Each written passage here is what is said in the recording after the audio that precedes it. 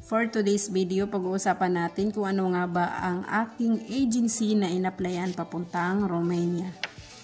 So, ang aking agency ay ang Jing International Placement and Promotion Services Incorporated.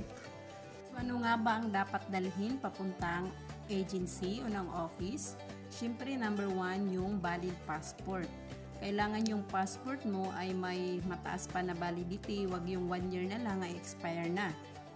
Then number 2, kung meron na kayong mga info sheet, pwede yun. OEC, mga old contract, pwede din yun. At bakit kailangan na meron tayong old contract, OEC or info sheet? Para hindi na tayo mag-training ng TESDA. So next ay yung NBI. Kung mayroon kayong bagong NBI, pwede rin yun. Titingnan din yun doon sa office. Magdala din ng 6 pieces ID picture, passport size. Kailangan naka-prepare na ito para hindi na kayo matagalan na maghanap pa ng mga Photoshop doon at para tuloy-tuloy na yung pag-fill up ninyo sa papel dahil marami kayong pipilapan doon sa office.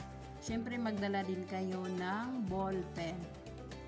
So, yun lang ang video natin for today. Sana makatulong ito sa mga kababayan natin na may plano mag-apply papuntang Romania.